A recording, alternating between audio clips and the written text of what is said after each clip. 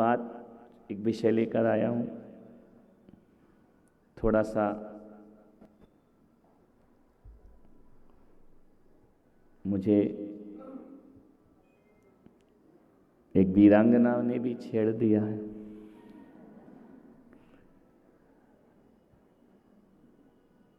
मुझे लगा उनकी बातों को सुनकर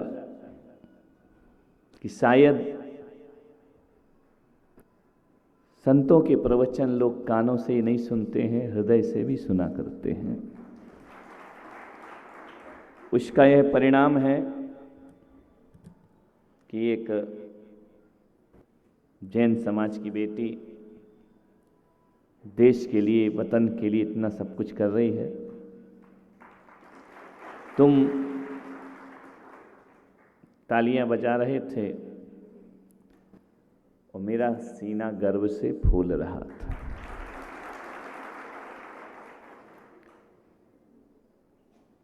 मान्यवर, मैं आपसे आग्रह करता हूं कि संतान को जन्म देने से कोई माता पिता नहीं बन जाता है। अपने बच्चों को जन्म तो जानवर भी दे देता है, लेकिन एक बात याद रखना, जो जन्म देता है वो जननी और जनक तो हो सकते हैं, लेकिन माता पिता नहीं हो सकते हैं। ध्यान रखना, माता पिता केवल मनुष्य को प्राप्त हुआ करते हैं। जननी जनक बनना कोई बड़ी बात नहीं है। एक जानवर भी अपने बच्चों को जन्म देता है। स्मरण में रखना एक बात कि हमें मनुष्य भगवान बनाता है, लेकिन मनुष्यता हमें स्वयं अर्जित करना पड़ती है। ईश्वर मनुष्य बना के भेज देता है। मनुष्य बनकर के भी मनुष्यता ना आई तो हमारा मनुष्य बनना बेकार है। ईश्वर का सबसे बड़ा अपमान है ये कि तूने हमें मनुष्य बना करके भेजा था और हम मनुष्यता अर्जित ना कर पाए अपने जीवन में। मनुष्यता अर्जित करना पड़ती है, मनुष्यता पैदा करना पड़ती है। मनुष्यता जो होती है अपने भीतर के शौर्य से हमें पैदा करना पड़ती है, परिश्रम से पैदा करना पड़ती है। और एक बात जीवन में याद रखना, शकल के मनुष्य होना अलग बात है और अकल से मनुष्य होना अकल अलग बात हुआ करती है। मनुष्यता आती है संस्कारों से। हम अपने बच्चों को क्या संस्कार देते हैं? मैं आपसे निवेदन करता हूं, अपने बच्चों को लाड़ करो, प्यार करो, स्नेह दो, वात्सल्य लुटाओ, लेकिन इसके साथ साथ उनके अंदर संस्कार भी होना चाहिए। आप अपने बच्चों को महंगी महंगी कार ला करके देते हैं, दो, मेरी कोई बुराई नहीं है, मेरा कोई रोक टोक नहीं है, लेकिन एक बात याद रखना, इन महंगी महंगी कारों से जिंदगी नहीं बना करती है। मैं कहता हूं कि गरीब से गरीब आदमी भी अपने बच्चों को कार ला करके दे, और ऐसी कार ला करके दे कि भले वो किराए के मकान में क्यों ना रहता हो, अपने बच्चों को एक कार लाकर जरूर दे। और वह कार यदि कोई है, मैं पुलक सागर तुम्हें देता हूँ, और वह कार होती है संस्कार की कार, जो हर व्यक्ति अपने बच्चों को दे सकता है। गरीब के घर में भी संस्कार की कार आ सकती है, अमीरों के घर में भी संस्कार की कार आ सकती है, और यह कार वह कार है जो गांव में भी जा सकती है और बड़े बड़े शहरों में भी जा सकती है। आज तुम्हारे घर में मर्सिडीज खड़ी है, महंगी महंगी कारें खड़ी हैं, लेकिन संस्कार गायब हो रहे हैं आपके जीवन से, संस्कारों का क्षरण हो रहा है आपके जीवन से। मैं आपसे निवेदन करता हूं, एक संस्कार की कार अपने बच्चों को जरूर दिलाना। जो आप अपने जीवन में करेंगे, बच्चों के वह आचरण आपका झलका करता है। दो बच्चे खेल रहे थे, मैंने पूछा कि बच्चे झगड़ा क्यों कर रहे हो, मारपीट कर रहे थे, एक दूसरे की कॉलर पकड़े हुए थे। मैंने कहा ये झगड़ा क्यों कर रहे हो सुबह सुबह? बोले महाराज किसने कहा कि हम झगड़ा कर रहे हैं? अरे मैंने कहा मेरे सामने तो लड़ रहे हो और कह रहे कि झगड़ा कहाँ कर रहे हैं। बोले हम झगड़ा नहीं कर रहे, हम तो मम्मी पापा का खेल खेल रहे हैं। अब विचार करिए, जो बच्चे इस तरह के खेल खेलेंगे तो समझना उनके घर में कैसी महाभारत हुआ करती है, उनके घर में क्या हुआ करता है। ये मम्मी पापा का खेल हुआ करता है, एक दूसरे को मारपीट करना, एक दूसरे को गाली गलौज करना। मैं आपसे निवेदन करता हूं, माँ बाप का चरित्र ऐसा होना चाहिए जो बच्चों में झलकना चाहिए, दिखाई देना चाहिए। आपसे निवेदन है, आपसे आग्रह कर रहा हूं बड़ी विनम्रता के साथ, गला मेरा खराब है, सही नहीं है, फिर भी मैं आया हूं बोलने के लिए कि यदि मैं अपने गले को देखूंगा तो समाज गली बन करके जीने लगेगी, ध्यान रखना। इसलिए गले की परवाह नहीं करके समाज को चौराहे से गलियों से निकाल कर राजपथ से जोड़ना मेरा काम हुआ करता है। एक बात ध्यान रखना, हम संतों का काम केवल मंदिर बनाना नहीं हुआ करता है। मैं ये नहीं सोचता हूँ कि संत वही है जो मंदिर बनाता है। अरे मेरा काम भारत में मंदिर बनाना नहीं है, मेरा काम भारत को मंदिर बनाना हुआ करता है। मेरा देश मंदिर बन जाए, हर परिवार मंदिर बन जाए, हर व्यक्ति मंदिर जैसा जीवन जीने लगे तो मेरा संत बनना सार्थक और सफल हो जाया करता है। मैं आपसे इतना ही आग्रह कर रहा हूं, ये ध्यान आपको रखना पड़ेगा। आपका बच्चा क्या खाता है, क्या पीता है, कैसे रहता है, किसके साथ घूमता है, किसके साथ रहता है, कहाँ जाता है, क्या बोलता है, कैसे रहता है, ये ख्याल आपको रखना पड़ेगा। पड़ोसी के भरोसे अपने बच्चे पैदा मत करो, ध्यान रखिए।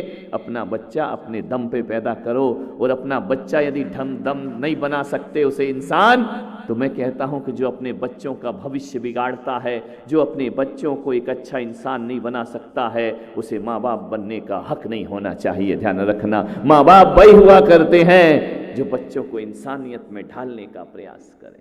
आज एक दादा दादी अपने बच्चे से बोल नहीं सकते हैं, आज एक माँ अपने बच्चे से बोल नहीं सकती है, बच्चा जवाब देता है। ध्यान रखना, एक दादा से मैंने कहा बच्चा परेशान करता है, बोली महाराज बहुत दुखी हूं, आप कुछ करो। मैंने कहा पैदा तुम करो और सुधारे हम। ध्यान रखना, लाइन तुम लगाते रहो, तुमसे 5 साल का बच्चा नहीं संभलता है, 10 साल का बच्चा नहीं संभलता है। अरे बच्चा गलती करे तो आज दादाजी की इतनी ताकत नहीं है कि बच्चे को टोक सके, बच्चे को कुछ बोल सके। अरे मैंने कहा कि दादाजी बच्चा गलत करता है ना, यदि गाल पे उसकी एक चुम्मी देते हो, गाल पे उसको प्यार करते हो, बच्चा गलत करे तो एक चांटा मारने की ताकत भी तुम्हारे अंदर होना चाहिए। उसके अंदर वह होना चाहिए कि एक फटकार आपकी होना चाहिए। इतना लाड़ प्यार ना करो कि बच्चा सिर पर चढ़ जाए। ध्यान रखना है, इतनी ताकत यदि पैदा नहीं कर पाए तुम, तो ध्यान रखना तुम्हें दादाजी बनने का हक नहीं हुआ करता है। ध्यान रखिए, बच्चों को संभालो, पीढ़ियां बिखर रही हैं, संस्कार बिखर रहे हैं। क्या पैदा करके छोड़ देने का नाम माँ बाप होता है? नहीं, तुम्हें संभालना पड़ेगा। आप सोचते हो कि बच्चे को हमने जन्म दे दिया, एक औलाद है, क्या करें? अरे एक औलाद है नहीं, ध्यान रखना। कल मेरे पास कुछ लोग आए, बोले महाराज हमें आपकी पिच्छिका चाहिए, पुरानी पिच्छी चाहिए। दीपावली के बाद सब अपना अपना हक जमाने लगे। बोले कैसे दोगे? मैंने कहा मैं तो व्रत देता हूँ, फिर पिच्छी देता हूँ, नोटों से पिच्छी नहीं मिला करती है। सब लोग खड़े थे, उन्होंने कहा कि महाराज आप ऐसा क्यों है, व्रत देने की बोली से आप पिच्छी दे दो, चढ़ावे से दे दो। मैंने कहा पुलक सागर की पिच्छी है, नोटों में नहीं बिका करती है, ध्यान रखना, ये पैसों में नहीं जाया करती है। तो बोले किसको आप पिच्छी देंगे? एक दादाजी खड़े थे, हमको ब्रह्मचर्य व्रत दे दो, हमको पिच्छी दे दो। हमने कहा इस उम्र में ब्रह्मचर्य लेके भी तू क्या कर लेगा मेरे भाई? ध्यान रखना है 80 साल 70 साल का हो रहा, तू ब्रह्मचर्य की बात कर रहा है, अभी भी कुछ गड़बड़ चल रहा है क्या तेरे जीवन में? 80 साल के आदमी को बूढ़ा मरघट में पैर लटके हैं, ब्रह्मचर्य की बात कर रहा है। मैंने कहा इस बार मैं औरंगाबाद में उसको पिच्छी दूंगा, जो 4 औलाद पैदा करेगा उसको पुलक सागर की पिच्छी प्राप्त होगी। ध्यान रखना, अब ब्रह्मचर्य वालों को पिच्छियां नहीं मिलेंगी। बहुएं खड़ी थी, मैंने कहा 4 बच्चे पैदा करो। बोली महाराज कुछ छूट दो। अरे मैंने कहा बच्चों में काय की छूट देना है? बोले 4 क्यों कह रहे हो? मैंने कहा 4 कह रहा हूं कि 4 में कम से कम आपके यहाँ एक बेटी भी होना चाहिए, बेटा भी होना चाहिए। और बोले बेटियां ही बेटियां हुई तो? मैंने कहा उसकी चिंता मत कर, मेरे हवाले कर देना, तू बच्चे पैदा कर, बस इतना ध्यान रख। विचार करिए, मैंने कहा 4 बच्चे पैदा करिए। मुट्ठी भर जैन समाज अल्पसंख्यक बन गया अपने ही देश में, अपने ही वतन में, अपने ही क्षेत्र में हम अल्पसंख्यक की तरह खड़े हुए हैं। उनका 4 बच्चे पैदा करो, एक बच्चा पापा के लिए, एक बच्चा मम्मी के लिए, एक बच्चा धर्म के लिए, एक बच्चा मेरे देश के लिए देने का प्रयास करिए। ध्यान रखना, मैं 4 बच्चे नहीं चाहूंगा कि लेकर के पीछे घूमते रहो, किसी दुकान में जाओ तो दुकानदार घबरा जाए कि 4 आए हैं। एक देश के लिए समर्पित करिए, एक पुलक सागर महावीर के लिए बच्चा चाहता है, एक भारत माता के लिए बच्चा चाहता है, एक अपने लिए रखो।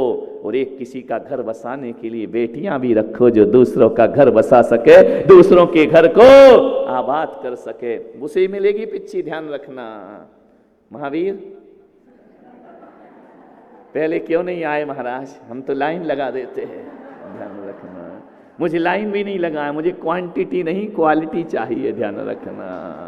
ऐसे 12-12 पैदा करके कर भी खा लो कि एक पंचर बना रहा, एक चाय की दुकान में बैठा है। ऐसे ही बच्चे हमको नहीं चाहिए। जिंदा 4, मुर्दा 1000 मुर्दे नहीं चाहिए, मुझे ध्यान रखना है कि कोई पंचर बना रहा है, कोई चाय बना रहा है, कोई जेब काट रहा है, कोई भंगार बेच रहा है, ऐसे नहीं चाहिए। ये महावीर के वंश के बच्चे हैं, ध्यान रखना। ये 4 बच्चे 4 आगम की तरह हमारे खड़े हो जाना चाहिए, 4 वीरों की तरह खड़े हो जाना चाहिए। बताओ, अपने बच्चे नहीं पाल पाते हो? बस एक ही चाहिए, 2 ही चाहिए, कौन करेगा उसका? अरे मेरे भाई ध्यान रखना, आप क्या सोचते हो कि हम बच्चों का परवरिश कैसे करेंगे? अरे सब परवरिश हो जाएगी। अरे मालिक देवी दे दे तू कर ले कबूल, और कभी कभी कांटों में खिलते हैं फूल, ध्यान रखिए। कैसा समाज हमारा पिछड़ रहा है। संस्कार दीजिए, गौर करें आपका बच्चा किसी की पीड़ा पे रोता है या हंसता है। कोई बच्चा भूखा है तो तुम्हारा बच्चा अपनी रोटी उसे देता है या नहीं देता है? अपने बच्चे के लिए जीते रहोगे, बाहरी तुम्हारी समाज, पड़ोसी का बच्चा तो छोड़ो, देवरानी जिठानी के बच्चे से जला करती है, ध्यान रखना। वो अपने बच्चे पे ज्यादा ध्यान रखती, दूसरे पे कम रखती है। ये ध्यान रखना, इससे समाज मजबूत होने वाला नहीं है, ध्यान रखिए। अपने हृदय को दरिया दिल बनाओ, दायरे दिल बनाने का प्रयास मत करिए। हृदय बहुत विराट होना चाहिए, और जिन घरों में अच्छे संस्कार होते हैं ना, उन घरों में रुचिरा जैसी बेटियों का जन्म हुआ करता है, ध्यान रखिए। 100 मर्द वो नहीं कर पाते हैं जो एक बेटी करके चली जाती है। ये भी गलतफहमी दिमाग से निकाल दो कि हमारे यहाँ बेटा नहीं है, बेटा नहीं है तो हमारा जीवन बेकार है। मैं तो कहता हूं 1000 बेटे मिलके जो नहीं करते, वो एक बेटी अपने जीवन में कर दिया करती है। अरे कौरव जैसे 100 बेटी पैदा करने से कोई मतलब नहीं है, सीता जैसी एक बेटी पैदा करो, जिंदगी का नाम रोशन हो जाया कर। आदमी के अंदर गलतफहमी, लड़का नहीं हो तो ये नहीं होगा, वो नहीं होगा, किन दकियानुसी ख्यालों में आप सो रहे हैं? विचार करिए। आज बेटियों ने वो झंडे गाड़े हैं ऊंचाइयों के, जो 100 बेटे मिलकर भी झंडे नहीं गाड़ा करते हैं, ध्यान रखना। एक बेटी, औरंगाबाद में कितने हैं सेना में? जैन बताइए, लड़का बताओ, एक आध नहीं है ना? छोरियों के पीछे भाग रहा है, ये देश का नाम रोशन करेगा जिंदगी में? अरे मैं कहता हूं एक भी लड़का पूरी समाज में नहीं है, ये बेटियां समाज में बैठी हैं, गर्व करने की प्रतीक हुआ करती हैं। माताओं से निवेदन कर रहा हूं, केवल चूल्हा फूंकना मत कहाँ सिखाओगी? आजकल तो चूल्हा भी नहीं फूंकती है, घर फूंकने को तैयार बैठी है, ध्यान रखना। मान्यवर आपसे निवेदन है, विचार करिए। केवल पढ़ाना लिखाना ही तुम्हारी जिम्मेदारी नहीं है। डिग्रियां बड़ी बड़ी दिला देते हो, जीवन खोखला हो रहा है उनका। किताबों से पढ़ के थोड़ी जीवन महान बनता है। मैंने आपसे कहा था ना, किताबों से किसी भी इंसान का जन्म नहीं होता है, और आज इंसान से हजारों किताबों का जन्म हो जाया करता है, ध्यान रखिए। क्या सोच रहे हैं आप? आपका बच्चा है, जिम्मेदारी आपकी है।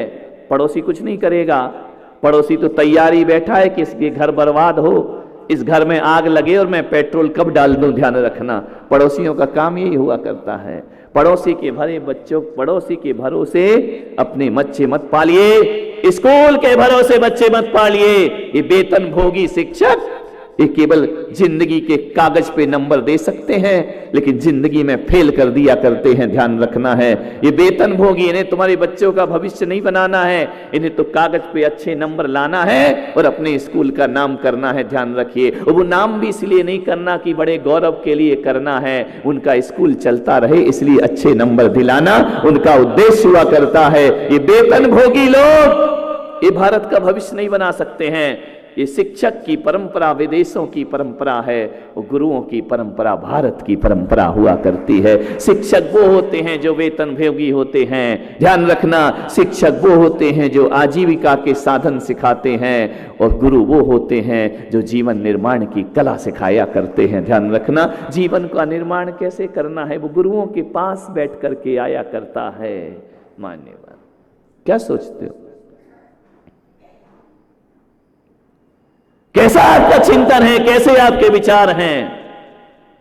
आज ही करना पड़ेगा, आज से ही तैयार हो जाइए। आपके घर में संतान आए, आज से उसे गढ़ना शुरू कर दीजिए। ध्यान रखना मान्यवर, बच्चे कच्ची मिट्टी हैं और तुम चाहो तो शराब का प्याला बनाओ और तुम चाहो तो पूजा का मंगल कलश बना सकते हो। ध्यान रखना, कच्ची मिट्टी है, आकार क्या देना है? आकार तुम्हें ही देना पड़ेगा, आकार तुम्हें ही, साकार रूप तुम्हें ही देना पड़ेगा। एक बात याद रखना, एक बच्चे को संस्कारित करना 100 विद्यालय बनाने से बड़ा काम हुआ करता है। ध्यान रखें, स्कूल बनाने की होड़ लग गई हमारी समाज में, स्कूल बनाओ, अस्पताल बनाओ, पैसा कमाओ। ध्यान रखना मान्यवर, मैं कहता हूं स्कूल बनाओ या ना बनाओ, एक बच्चे को बहुत अच्छा इंसान बनाने का प्रयास करिए। एक अच्छा इंसान हजार स्कूलों का निर्माण कर देगा। ध्यान रखना, हजार अस्पतालों का निर्माण कर देगा। एक बच्चे को अच्छा सिखाइए। मान्यवर, आपसे निवेदन है, मेरी सभा में आओ, पर्युषण पर्व आ रहे हैं, बच्चों को स्कूल भेज रहे, महाराज के पास मत जाओ, पढ़ाई करो, लिखाई करो, कुछ नहीं मिलने वाला। एक कॉन्वेंट के दड़वे से निकले हुए बच्चे तुम्हारी जिंदगी को कोई सम्मानित करने वाले नहीं है। ध्यान रखना, मैं आपसे इतना ही निवेदन करता हूं, स्कूल में जाओगे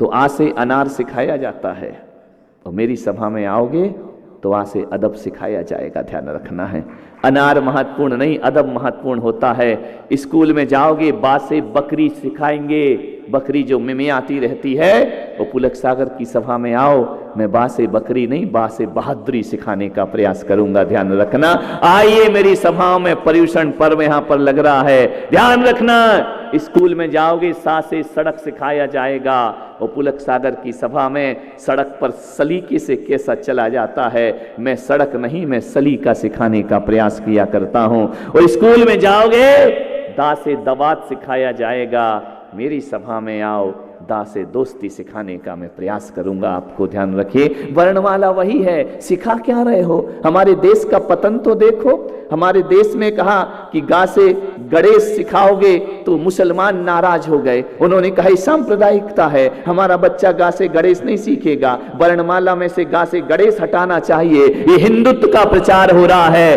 क्या करे सरकार ने, शिक्षा मंत्री ने कहा भाई गणेश हटाओ, क्या करें, लड़ाई हो रही है समाज में, तो उन्होंने कहा एक काम करो, गा से गणधर पढ़ाना शुरू करो। हिंदू नाराज हो गए, बोले ये तो जैनों का है गणधर, हमारे बच्चे नहीं आएंगे तुम्हारे स्कूल में। अरे गा से गणधर पढ़ने नहीं आएंगे, गणेश भी नहीं आएंगे, गणधर भी नहीं आएंगे, तो बोले गौ से गॉड पढ़ाइए। अरे बोले तो ईसाईयत का प्रचार हो गया, ये तो क्रिश्चियन हो गए, ये तो मिशनरी हो गए, हम गा से गॉड नहीं पढ़ाएंगे। मुझसे पूछा महाराज बताओ क्या पढ़ाएं, मैंने कहा हिंदुस्तान ये नहीं सुधरेंगे, गा से गधा पढ़ाओ, सारे धर्म सहमत हो जाएंगे। ध्यान रखना, उस दिन से देखा जैन भी सहमत है, हिंदू भी सहमत है, मुसलमान भी।